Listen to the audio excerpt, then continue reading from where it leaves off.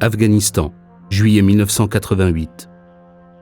Deux jeunes Suisses, Olivier Brodard et Paul Castella, effectuent un périple humanitaire pour apporter leur soutien au peuple afghan, alors en guerre avec l'Union soviétique.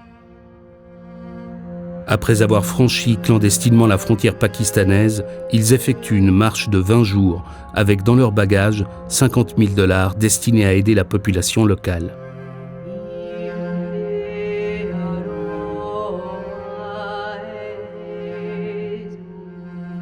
Ils remettent l'argent en main propre au commandant Massoud, puis décident de rester auprès des Moudjahidines pour témoigner de leur quotidien.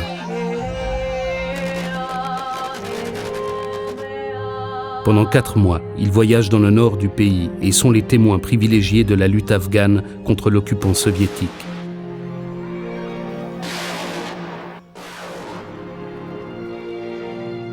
Armés de leurs seuls appareils photo, ils prennent un grand nombre de clichés.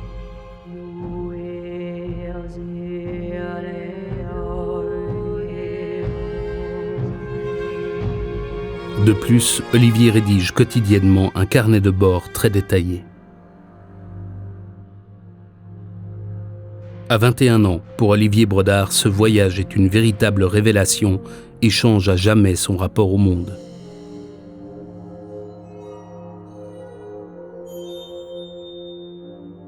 Quelques années plus tard, Olivier est victime d'un terrible accident de la route.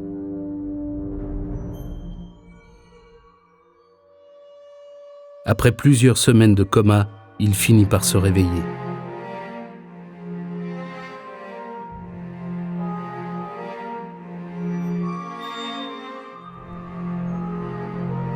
Olivier Brodard se retrouve amnésique.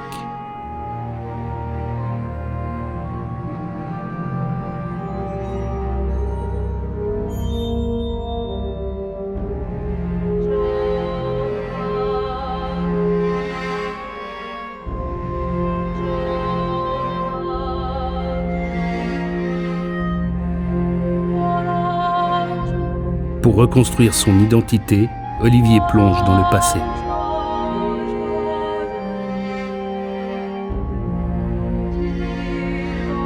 Et un événement refait petit à petit surface, son voyage en Afghanistan.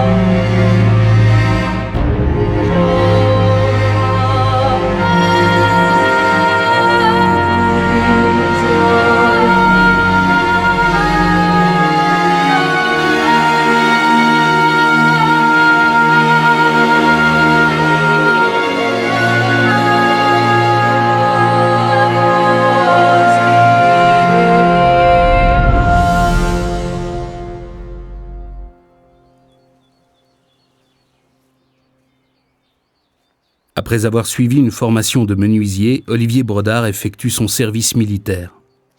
À cette occasion, il va faire une rencontre qui va bouleverser le cours de son existence. À l'armée, formation de caporal pour les premiers secours, c'était Azizullah, Paul Castella.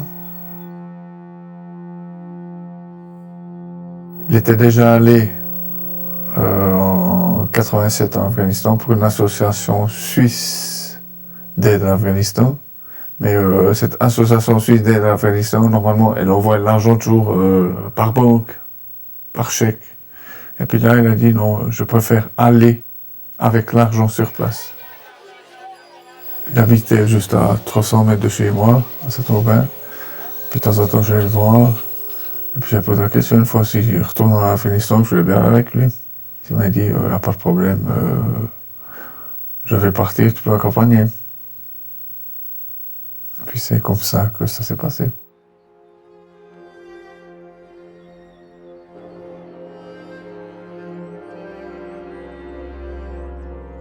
Je j'étais membre d'une association qui travaillait justement sur la question de l'Afghanistan, que ce soit au niveau culturel, que ce soit au niveau de l'aide, minime, modeste, bien entendu. C'était une association, j'allais dire, de quartier.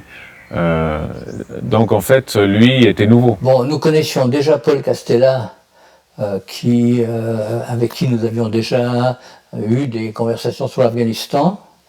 Et un jour, il est arrivé avec son jeune compagnon, parce qu'il savait que Micheline et moi, on connaissait bien l'Afghanistan, on y avait vécu plusieurs années, on s'intéressait particulièrement à ce qui s'y passait et le contexte international du conflit. Olivier Brodard, nous l'avons rencontré en 88, avant son voyage en Afghanistan. Il est venu avec Paul Castella. Il voulait nous présenter, si on veut, le compagnon avec lequel il allait en Afghanistan.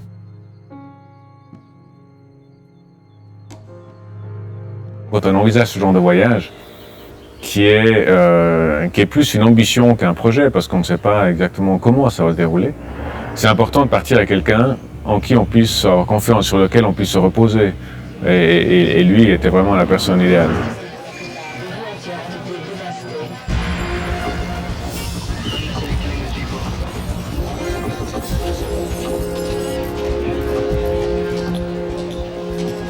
Beaucoup de personnes venues de l'Occident, comme disait le commandant Massoud, passaient clandestinement en Afghanistan pour plusieurs raisons. Il y avait des idéalistes qui voulaient soutenir et manifester leur sympathie à des combattants de montagne luttant contre l'armée d'une superpuissance. Il y avait des journalistes, il y avait des humanitaires, les fameux French Doctors. Il y avait aussi des personnages aux missions et aux fonctions moins clairement définies, agents secrets, observateurs et conseillers en tout genre.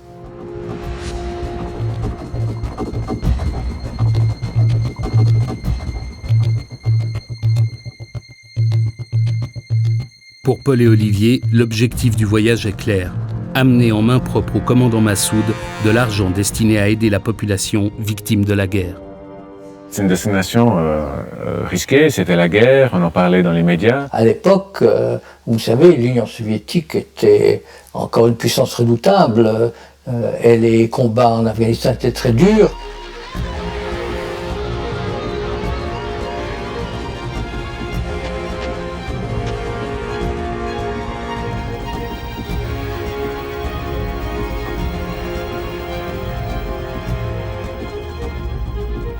« 1988, c'est une année cruciale effectivement pour le conflit afghan.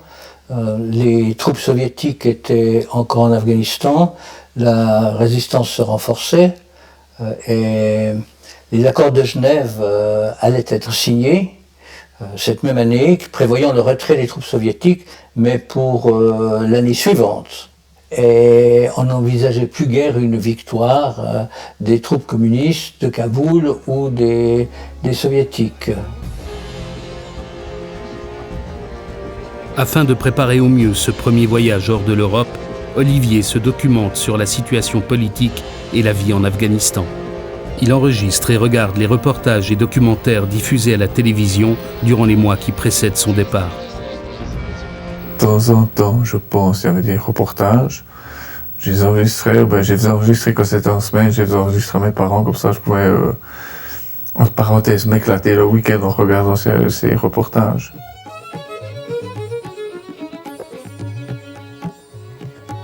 Je pense. Ce n'est pas sûr à 100%, mais c'est tout à fait possible. C'est que je pense rien que d'avoir vu déjà les paysages aux nouvelles, un peu les journaux, ça m'avait attiré. Olivier, c'est quelqu'un qui se prépare, c'est quelqu'un qui est organisé. Et effectivement, le fait que lui-même ait visionné des émissions, ait lu des articles et des livres sur le sujet, moi, c'est justement ce genre de choses qui donnent la confiance.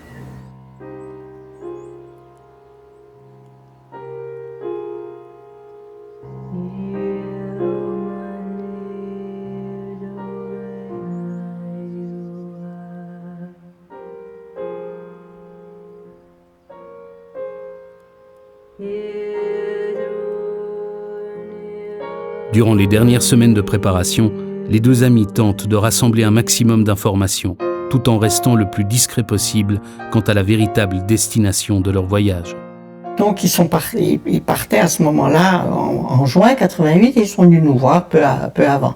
On savait un peu par où ils allaient passer, donc on a pu donner aussi un certain nombre d'indications pratiques et autres à Olivier Brodard. Les clandestins qui passaient en Afghanistan passaient par différents endroits, mais beaucoup de jeunes Européens passaient par le Chitral pakistanais. J'imagine il y a peut-être une quinzaine, une vingtaine comme ça, d'Européens qui sont partis pendant cette période très très difficile pour témoigner, pour aider, pour apporter aussi et communiquer les souffrances de ces populations à l'extérieur. Et c'est ça qui n'était pas accepté par certains. Les soviétiques pouvaient avoir des espions partout dans le monde. Donc s'ils savaient qu'il y aurait des étrangers, ils savaient qu'il y avait beaucoup d'étrangers d'associations humanitaires qui allaient en Afghanistan.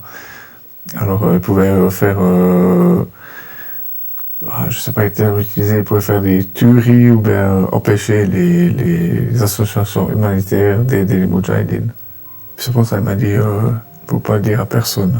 Alors je ne sais plus si c'est correct, on dit on va faire un voyage en Europe.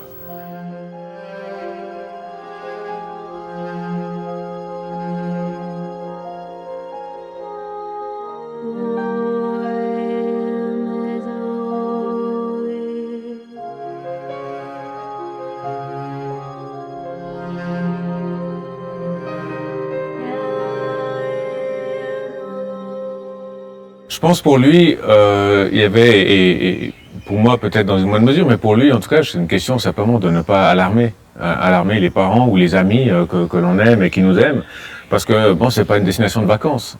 J'avais dû faire un passeport. Et il y avait 2-3 choses à faire que le week-end on ne pouvait pas faire pour un passeport. J'avais dû demander à mes parents qu'ils le fassent. Et puis c'est en faisant ces choses qu'ils se sont doutés, il ne va pas faire un tour en Europe.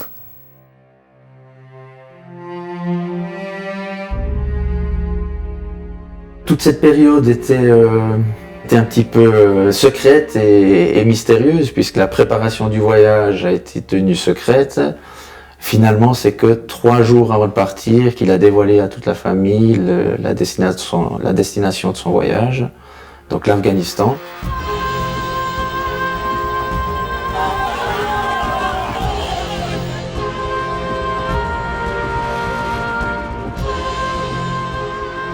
Je dirais bien entendu, tout le monde s'est fait quand même du souci. Et puis finalement, on était devant le fait accompli, puisque le départ était prévu 3 jours après.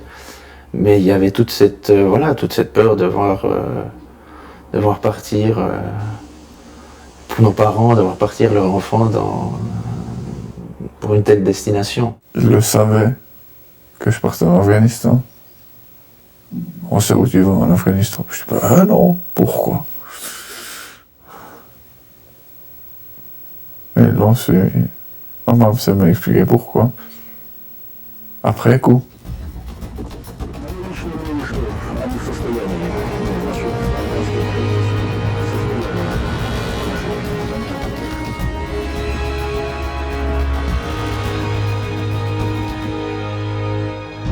Je me souviens plus exactement de tous les épisodes de notre périple pakistanais, mais ça a duré, si je me souviens bien, 2-3 semaines, donc c'était long, ce qui a permis effectivement de réfléchir. De réfléchir par rapport à différentes choses. Effectivement, on a rencontré des gens qui, eux, avaient vécu la guerre et qui parlaient donc encore autrement de la guerre, qui parlaient autrement de la souffrance comme étant des choses qu'ils avaient eux-mêmes vécues. Et donc, je pense que c'était l'abstrait qui était remplacé progressivement par quelque chose de plus en plus concret. Arrivés au Pakistan, Paul et Olivier font la connaissance de réfugiés afghans. Leur projet devient tout à coup très concret. À cela s'ajoutent des conditions de vie difficiles et les premiers doutes qui apparaissent. J'ai toujours ça en tête. Quand on était au Khyber Hotel à Peshawar, après un petit mois, 2-3 semaines, j'avais dit que je voulais rentrer en Suisse. Et c'est là qu'il m'a dit « Non, t'es pas venu ici pour rien, alors on y va maintenant ».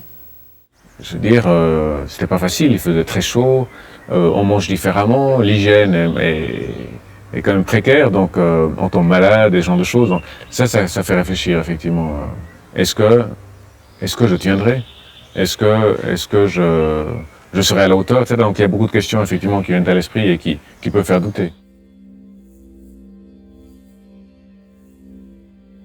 Durant les 4 semaines passées au Pakistan, Paul et Olivier recherchent des contacts susceptibles de les aider à traverser la frontière pour se rendre en Afghanistan. Il faut un réseau d'individus qui vous permettent d'éviter les obstacles et qui vous permettent d'arriver à bon port. Donc effectivement, le réseau commence en Europe par des contacts d'individus qui sont eux-mêmes en contact avec d'autres, etc. On arrive au Pakistan, on rencontre d'autres personnes qui vont nous mettre en contact avec d'autres personnes en Afghanistan, etc. Donc c'est un réseau d'individus. Peshawar vivait, ou vit encore, des frères du feu commandant Massoud. Et puis c'est lui qui s'est occupé de notre passage à la frontière, de changer l'argent, puis ensuite d'organisation pour aller en Afghanistan.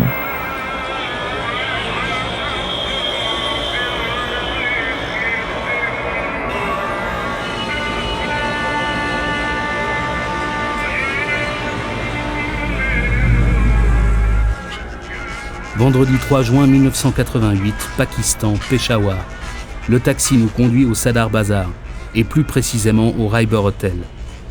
Une fois installé, écriture dans mon carnet de bord et apprentissage du Dari.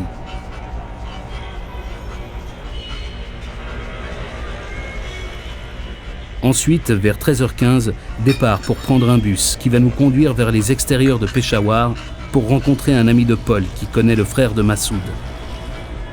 Ceci afin de préparer notre mission vers l'Afghanistan.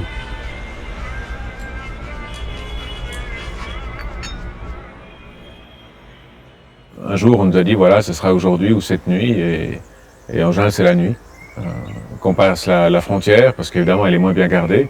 Et à ce moment-là, on se rend compte qu'on n'est pas 2, mais qu'on est 10, 15, 20, qu'il y a des chevaux, des ânes, et tout d'un coup, le convoi bouge et avance et on passe.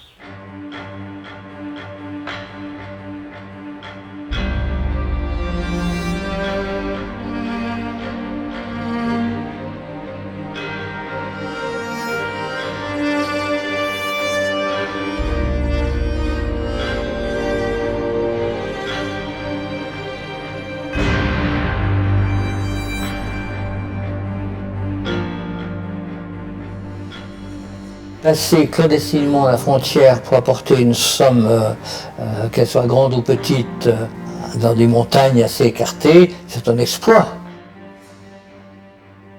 Le passage de la frontière et le fait de rejoindre, par exemple, Massoud et les chiens dans le Penchir, c'était pas facile. Il fallait gagner d'abord ces zones reculées du Pakistan, au nord du Chitral. Il fallait franchir ensuite des questions très difficiles, le plus souvent à pied, parfois sur une monture d'école qui dépasse 4000 mètres, des journées très pénibles, des voyages accidentés, la neige, la glace, des pentes extrêmes, parfois des risques d'attaque ou d'embuscade ennemie. Et il y a là un exploit, le fait même de passer ces frontières de montagne difficilement franchissables représente déjà un exploit.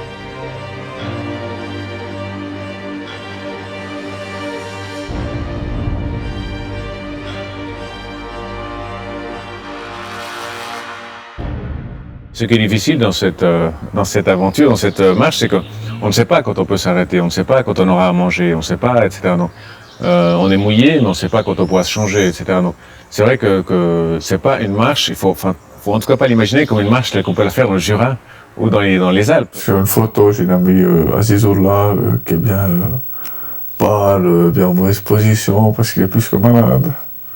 Et puis moi qui étais là, qui le poussait, vas-y, pour l'avance, avance.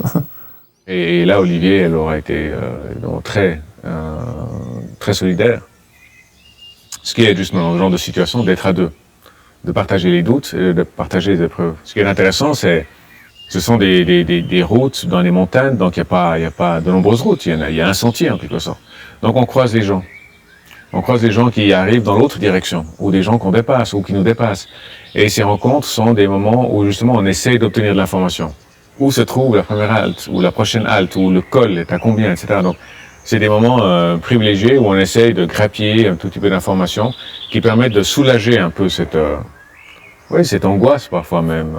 Quand on est à 4000 mètres d'altitude, dans la neige, et qu'on ne sait pas quand on va manger, c'est vrai que c'est des situations un peu difficiles. Vendredi 8 juillet 1988. Levé à 4h et départ à 4h15 pour franchir le col de Diwane Baba et par la même occasion la frontière. Nous marchons à nouveau, presque sans pause, jusqu'à 8h30. La montée est très pénible, surtout sans avoir bu et mangé. Nous sommes déjà un bon bout en Afghanistan.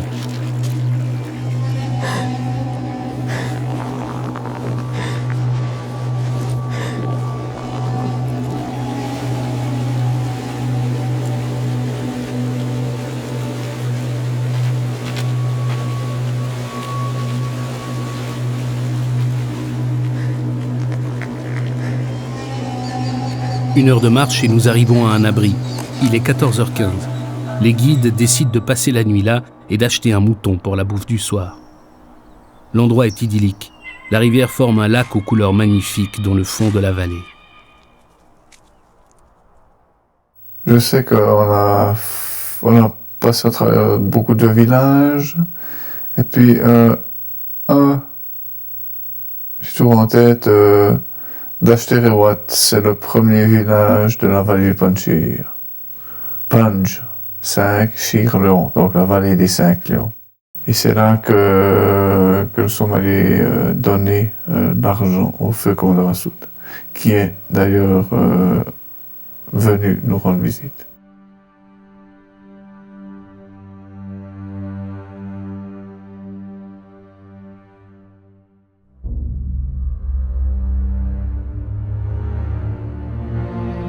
Dès leur arrivée, ils remettent l'argent aux Moudjahidines qui le redistribuent dans les villages avoisinants et reçoivent la visite du commandant Massoud.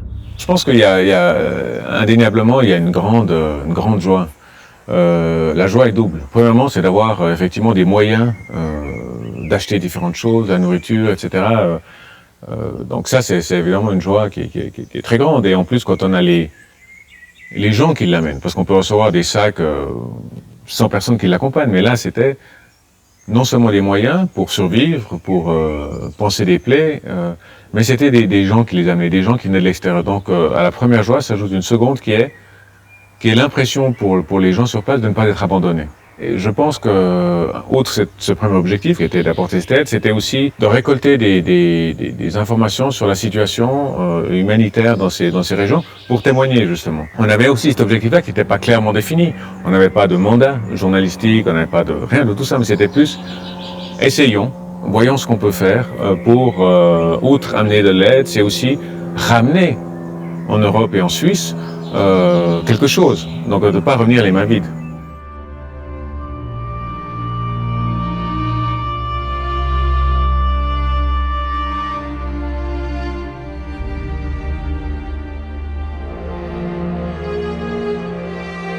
C'est donc sous la surveillance d'un groupe du Jamiat Islami que Paul et Olivier vont poursuivre leur périple dans le nord du pays. Alors avec le groupe avec lequel on était, donc le groupe de Massoud, c'était totalement libre. Et ils nous ont fait une confiance extraordinaire. On s'est déplacé où on voulait, quand on voulait. On nous mettait à disposition un guide. Donc c'était extrêmement libre, remarquable.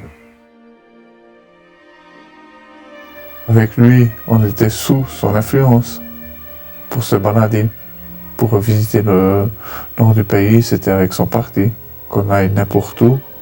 Il y avait toujours un ou deux moudjahidines qui devaient faire attention à nous.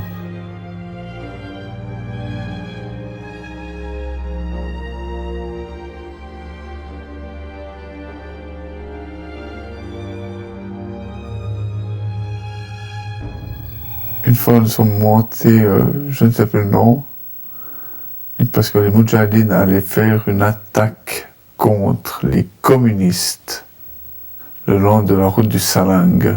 Le Salang, c'est la route qui monte depuis Kaboul, qui va jusqu'au Tadjikistan, Ouzbékistan, à l'époque, c'était qui allait en Union soviétique.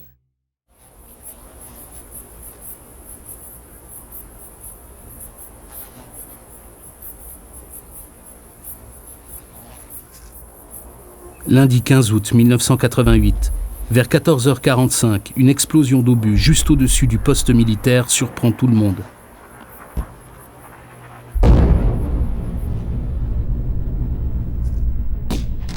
Nous décidons de rejoindre la zone de combat. Nous progressons de couvert en couvert.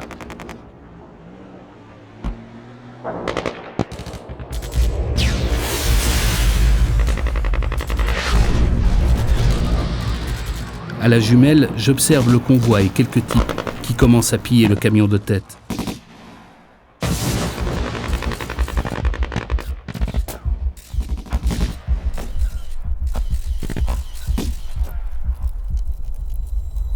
Nous décidons alors de rejoindre la route.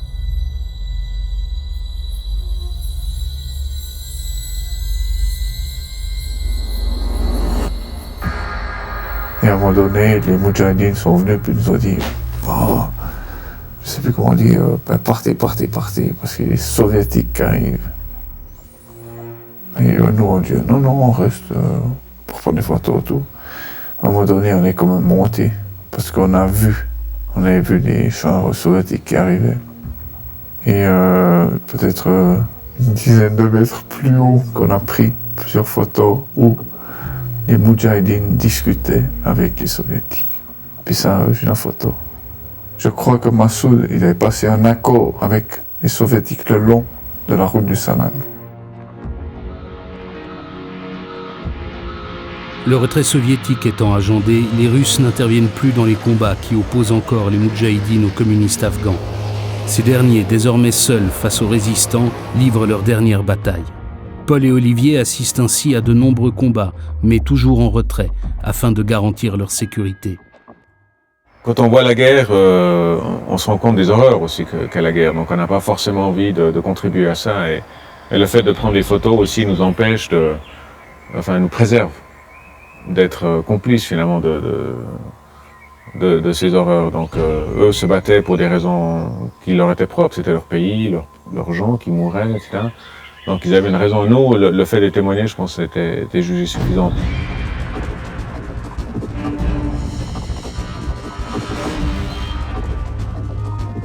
Les Afghans sont, y compris ceux qui combattaient régulièrement, c'est des gens tellement humains, tellement naturels. Dès qu'ils posaient le fusil, ou même quand ils avaient le fusil en main, c'était des gens avec lesquels on discutait de tout et de rien, de fleurs, d'enfants, etc. Donc il n'y avait pas cette ambiance belliqueuse qu'on peut imaginer, même si on est dans la guerre.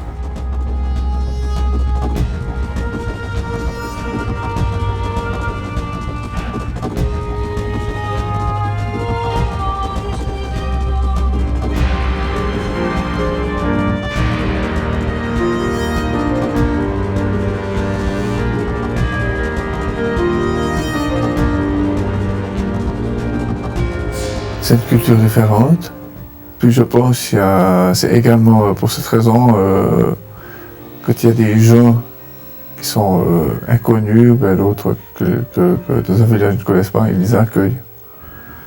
C'était un peu plus nous, parce qu'on faisait partie des ONG. Je pense, moi, surtout pour cette raison qu'on était très bien accueillis. Je crois que l'Afghanistan est un des pays, ce n'est pas le seul au monde, qui laisse une marque très forte sur ceux qui le visitent. Il faut dire que les Afghans aussi sont des individus fascinants et ils demandent notre attention, ils nous offrent beaucoup d'eux-mêmes et les relations qu'on a avec eux sont souvent très intenses. Quand on arrivait dans les villages, quand on voit de temps en temps une maison, tout ça, les gens nous accueillaient, il fallait aller boire le thé. Puis comme on disait toujours, bichi bichi, boho boho, ce qui veut dire asseyez-vous et mangez. Je vous raconte ça, mais parce que j'ai des photos, mais je m'en souviens pas de l'impression que j'ai eue. C'est la photo qui me revient, beaucoup de choses, je sais pas comment expliquer ça, quoi. C'est la mémoire de la photo. Que de la photo, rien des alentours de la photo. C'est la photo.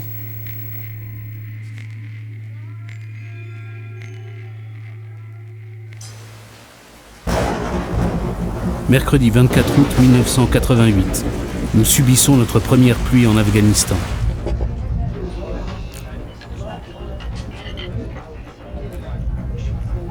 Avant de m'endormir, j'écoute les nouvelles sur Radio France Internationale.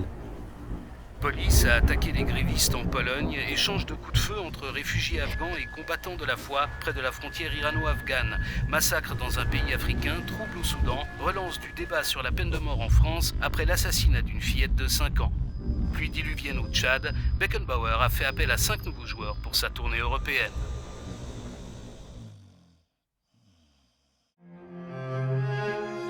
En ce début de novembre 1988, la question du retour en Suisse devient de plus en plus présente. Une limite qu'on s'est fixée, c'était d'être de retour avant l'hiver, parce que c'est des conditions extrêmement difficiles en Afghanistan l'hiver, les cols sont fermés, donc on aurait été certainement, en tout cas potentiellement coincés. Donc voir notre retour au Pakistan et en Europe hypothéqué si on était resté trop longtemps. C'est tout à fait possible que je voulais pas rentrer parce que c'était bien, mais j'étais plus que malade. C'est possible que l'ami Azizullah m'ait dit c'est mieux, il faut qu'on rentre à cause de ça. On a appris qu'un groupe de Massoud rentrait au Pakistan et ils nous ont dit si vous voulez vous joindre à eux, allez-y. Et comme j'ai dit tout à l'heure, se joindre à un groupe, c'est plus sûr. Donc en fait, se joindre à ce groupe, ça a été non seulement un avantage point de sécurité, mais aussi un avantage point de vue logistique. C'est clair, bénéficier d'un camion, ce qui est organisé par eux, qui est payé par eux, qui connaissent les axes et les itinéraires à suivre que nous ne connaissons pas, tout ça, ce sont été des facteurs qui nous ont dit, voilà, c'était le facteur déclencheur finalement. On a appris ça, on dit, on se joint à eux, et on est parti avec eux.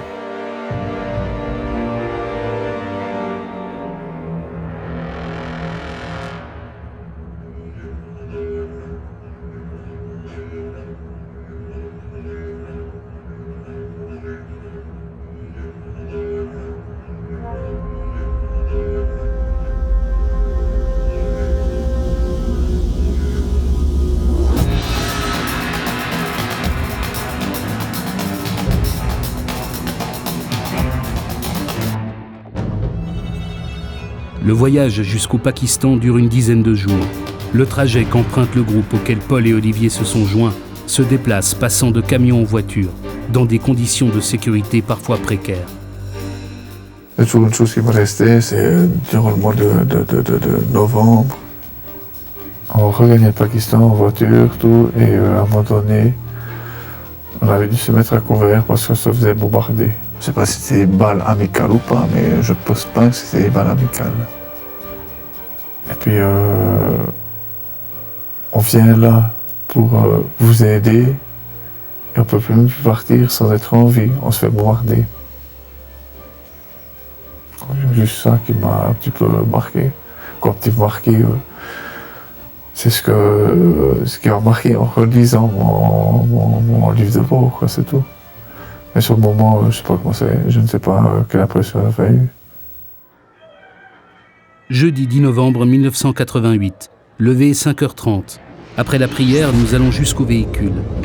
À peine avions-nous fait 200 mètres qu'un obus saute à notre gauche.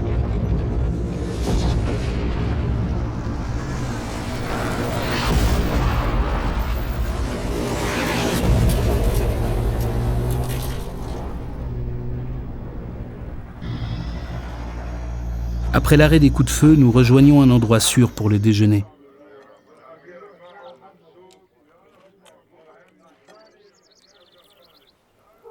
Les commentaires vont bon train concernant les coups tirés. Les chiites qui nous accompagnent disent que c'est leur présence qui explique cette embuscade. C'est soit à cause d'eux, soit à cause de nous que le feu a été déclenché ce matin.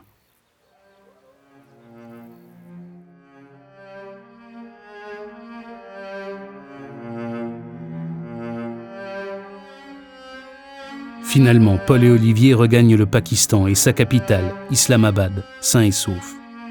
Ils se rendent directement à l'ambassade de Suisse pour faire prolonger leur visa et permettre ainsi leur retour à la maison.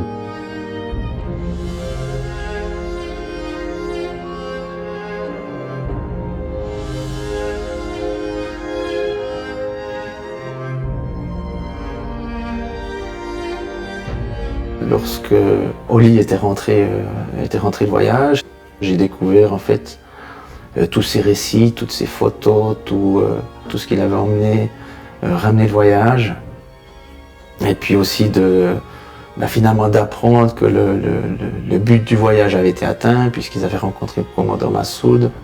Et je dirais pour moi de découvrir ce qu'il avait fait, j'étais plus... c'était mon grand frère, quoi. J'étais plus admiratif. C'était un petit peu comme dans un film. Donc tout le monde était heureux de le retrouver, je dirais sain et sauf à la maison.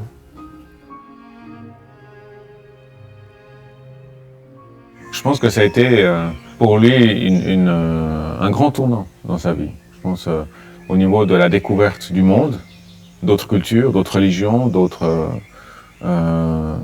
groupes humains, mais aussi de découverte de lui-même. Ce qui a changé, c'est que très rapidement à son retour, il a manifesté le désir d'y retourner rapidement. Ça, pour lui, ça c'était un voyage marquant. D'ailleurs, il est retourné quelques fois, pas en Afghanistan, mais au Pakistan. C'était un grand pas en avant, et il s'est dit, je peux le faire, pourquoi pas le poursuivre, en quelque sorte.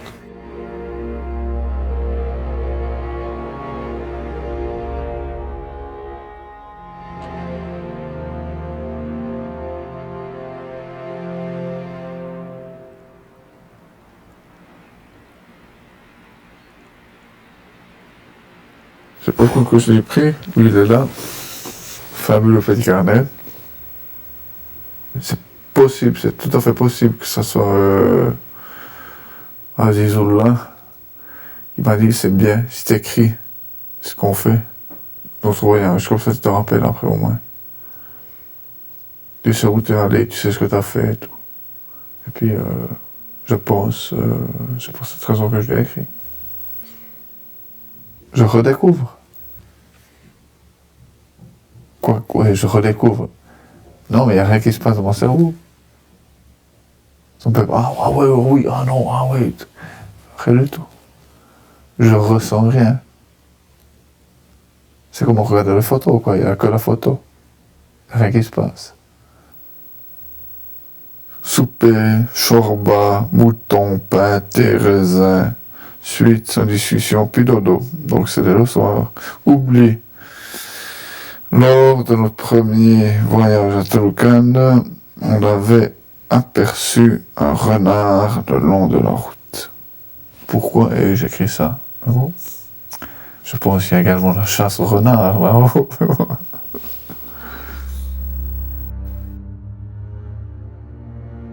Je l'aime bien. Pourquoi? Parce qu'il fait partie du... C'est mon livre de bord de mon premier voyage. Simplement pour cette raison. Ouais, bah, indirectement, il y a encore autre chose, mais quoi exactement, pour le moment je ne peux pas le lire, d'écrire.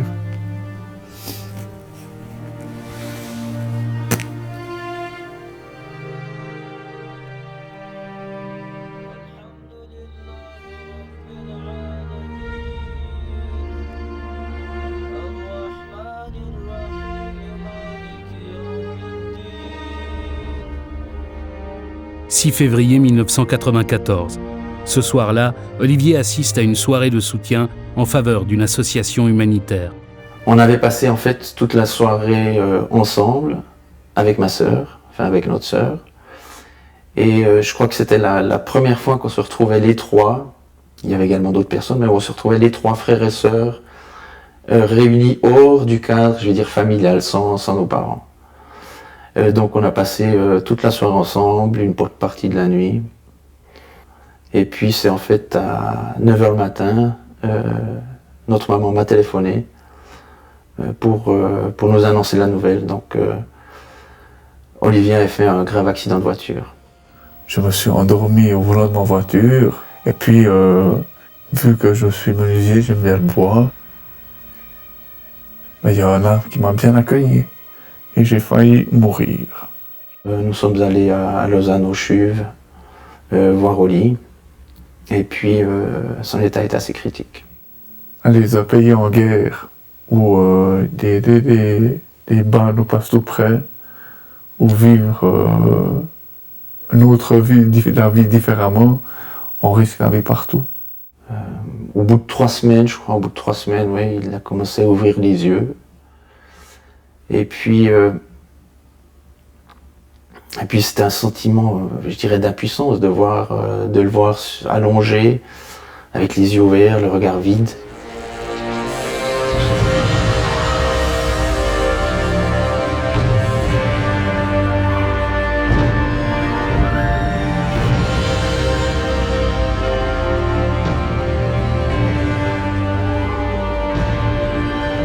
Pour tout le monde, c'est le choc. Olivier a perdu la mémoire. Et puis finalement, je dirais petit à petit, son état ne nécessitait plus de soins particuliers. Il a ensuite été transféré à l'hôpital de la Baie-Roche, où là, il était dans on va dire, dans un état semi-comateux. Et c'est là aussi qu'il s'est gentiment réveillé. C'est ma maman qui m'a dit, juste en étant dans l'état mi-comateux, qu'arrivait gentiment au bout, elle m'a dit que j'ai dit Allahu Akbar.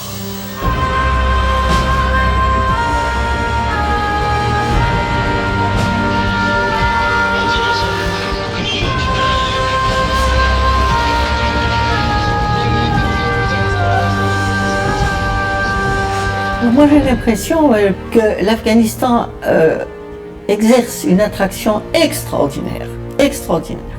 Des gens qui... Je ne connais pas de pays personnellement où ils laissent une telle marque sur ceux qui y sont allés. L'Afghanistan est là en moi, mais je ne le réalise pas. Je ne me rends pas compte, c'est tout. C'était le premier voyage de ma vie. Donc, il est quelque part par ici.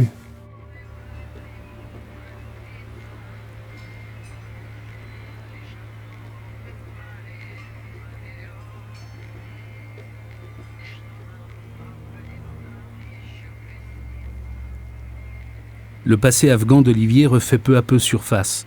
Ses proches sont les témoins directs de cette période. Dès le début, chacun a continué de, je dirais, communiquer avec lui, de lui parler, enfin, je dirais, chacun à sa manière.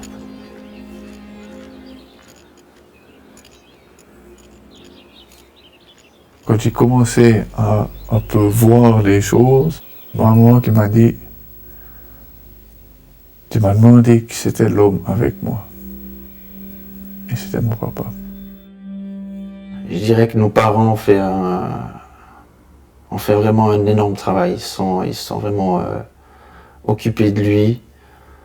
Oui, ils sont allés le voir. Ils ont vraiment tout fait pour lui. J'étais, je crois, le seul patient qui avait de la visite tous les jours. Donc indirectement, il y a aussi ça qui aide dans le rétablissement. Puis son état s'est lentement, je dirais, amélioré.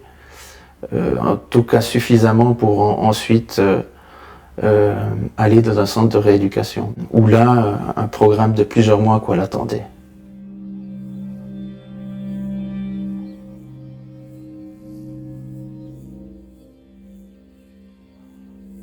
Olivier passera près de 9 mois en clinique, où il devra réapprendre à manger, à parler, ou encore à écrire.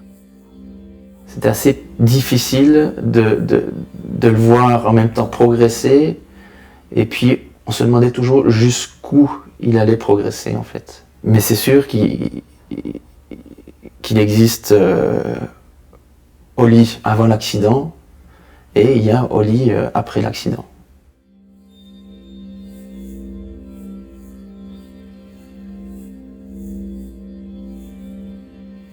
C'est quoi les émotions? On m'a déjà expliqué plusieurs fois, c'est la joie ou la tristesse. Mais pour moi, en ce moment, c'est toujours une ligne. Ça m'est resté, c'était un mardi, à 10h le soir, on va se coucher. À 1h, maman qui téléphone pour dire que mon papa est parti. Le premier jour quand on est allé à la morgue, En sortant, une des secrétaires de l'hôpital, elle me voit remonter depuis, parce que la morgue elle est au sous-sol. Elle me voit remonter, elle me fait exactement comme elle a dit, je ne sais plus. Ouais, t'as un rendez-vous, ben, qu'est-ce que tu fais par là? Non, bah, j'ai juste fait une petite visite à mon papa. Puis là, elle a complètement changé son visage. Et non, c'est pas vrai, parce qu'elle n'est pas au courant que mon papa était mort. C'est juste là qu'il y a eu une espèce de petite goutte à mon œil. Juste ça.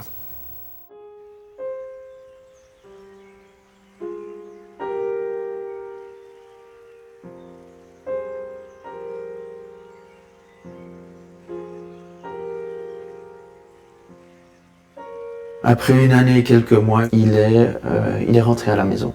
D'autres choses ont démarré, en fait. Il avait perdu la mémoire. Donc nos parents, enfin nous, toute la famille, on a essayé de lui rappeler des souvenirs, on a essayé de quelque part reconstruire sa mémoire à travers les photos, à travers les commentaires, lui présenter la famille, ses amis, ce qu'il avait fait.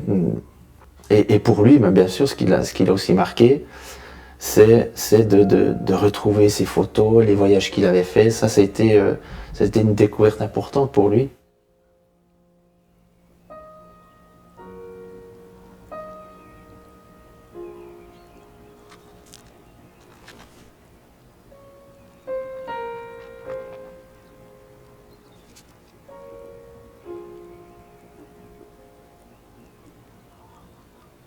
Petit à petit, il posait forcément beaucoup de questions.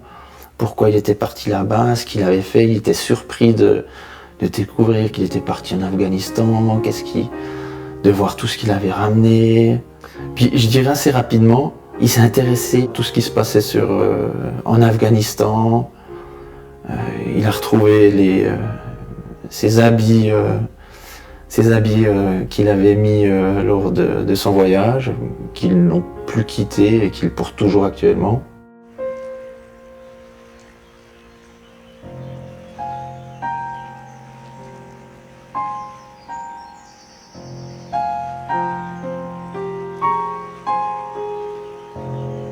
Je ne suis pas du tout un psychologue, hein, mais je pense que ça paraît assez normal qu'il reprenne l'identité qu'il a le plus marquée dans sa vie. Et donc, il a cherché à reconstituer son identité autour de ça. Il a plein de photos, bien sûr. Il se rappelle plein de choses aussi quand il voit ces photos. Mais là, quand même, à cause des carnets de notes, carnets de route qu'il avait, à cause des photos, etc., je pense que ça a été quand même le pilier autour duquel se reconstituer son identité. Effectivement, son carnet fait partie des grandes découvertes de ce qu'il avait fait. Une fois après son accident, je me suis permis de lire et j'étais stupéfait de lire ce carnet de bord où il notait tous les jours ce qu'il faisait. C'était comme, en lisant ça, on a l'impression d'être avec lui en voyage.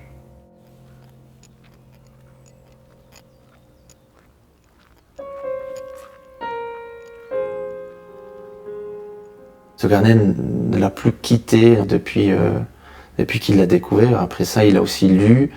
Et je pense que c'est quelque chose qui l'a marqué également, puisque de lire ce qu'il avait fait, c'est lui qui a écrit, c'est lui qui avait fait. Et je pense que ça a été très important pour lui. Je pense que c'est l'expérience la plus forte qu'il ait vécue. Pas seulement parce qu'il y avait un contexte de guerre, mais c'était un contexte de découvrir en Afghanistan et de rencontrer, même à travers la guerre, des gens avec lesquels il a pu avoir, même sans savoir la langue, un contact aussi proche. Ça l'a tellement marqué que c'est justement ce à quoi il s'est accroché ensuite. Et puis ensuite, il avait écrit, et c'était la première fois probablement de sa vie, où il écrivait ce qu'il faisait au jour le jour. Parce que quand on écrit un journal, qu'on le relit, eh bien, on revit ça, on le revit même 2 fois, on le revit comme on l'a vécu sur le moment et avec l'expérience qu'on a eue ensuite. Il l'aurait probablement relu, même sans l'accident, mais disons, il ne l'aurait pas relu de la même façon. C'est pour ça que ça a été, je crois, la chose la plus extraordinaire qui ait pu lui arriver pour récupérer. On ne sait pas qu'est-ce qui lui est revenu en mémoire, ou si c'est le fait de voir les photos, qu'on lui parle, qu'on lui explique comment il était, ce qu'il avait fait, si c'est ça finalement qui a reconstruit sa mémoire, ou si c'est lui vraiment qui se souvient de choses précises. À cause de l'accident, plusieurs choses ont été détruites dans mon cerveau. Mais comme j'ai déjà dit plusieurs fois, Inch'Allah, ça va tout revenir.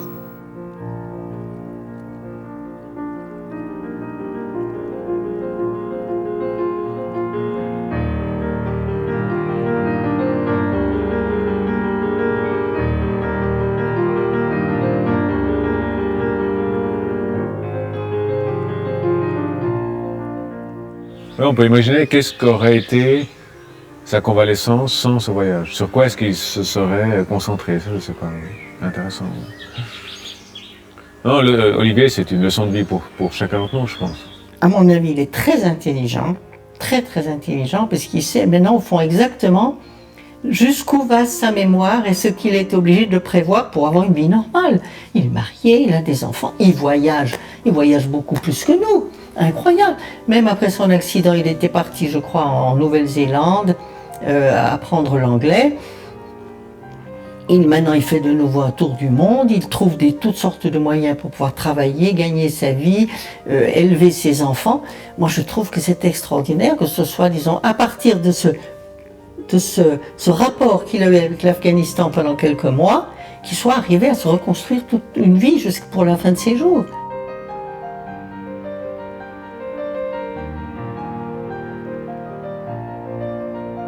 S'il y a une chose que l'Afghanistan a fait de bien, c'est d'avoir permis à Olivier de Brodard de se reconstruire. Et ça, je trouve ça merveilleux.